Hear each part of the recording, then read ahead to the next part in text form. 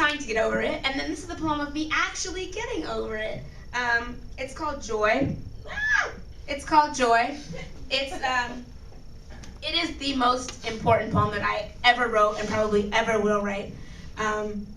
It's really about the moment when you wake up and you realize that you can feel things again, and that it's not as dark as you thought it really was. And people can tell you that while you're in that moment. People are like, oh, you're gonna come out of it. And you're like, no, I won't. And you actually believe that. Like, I actually believe that I would never get over this situation. And then one day I was in a club, I was dancing, and then I was like, I had this poem, and it just came to me, like, completely.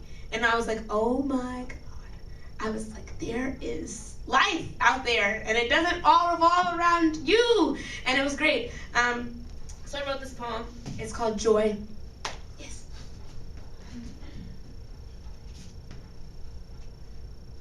Obese as the night sky is, its greed does not outweigh the first mouthful of dawn. I'll tell you what joy is. It is the movement of 5,000 men dancing to the voice of 10,000 women. Their feet wrestling with their knees to stay beneath them, a strong and common song pouncing upon their chests. Joy. It never lingers long in the apex of another person's laugh, but I've found it reflects perfectly from the level of my undecorated hips. Long it went unnoticed, a chimney sweep in a London street crying for sixpence in parents, and I felt like I would suffocate under all that darkness. Gargoyle of disappointment, watchman over my bed, I prayed that the beast would consume me instead of from prowling from one relationship to the next. I feared the croak of silence and felt this bard unraveling by the rhyme, but I promised my loneliness.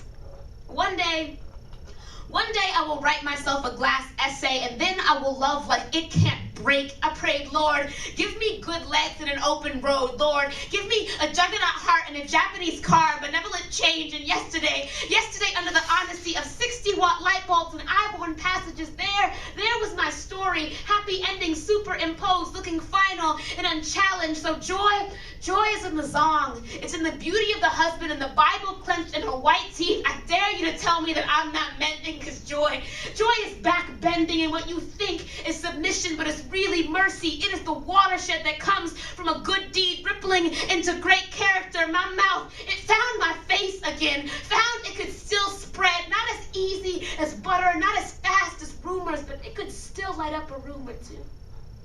Sometimes it means you have to be an archaeologist and an astronomer rolled into one, but this smile right here is a genesis older than the doubt cubby hold at the Big Bang center. So though I have been shaking in my boots and my beliefs, I am proud of my ankles, they be no turncoats. Proud of my knees, the creaking martyrs to dance hall. Sometimes they had to break to keep me upright. Proud of my thighs, who unlike the Red Sea, never parted for a man posing as a god. So even though he left, and it hurt like hell, what is not sunny about today?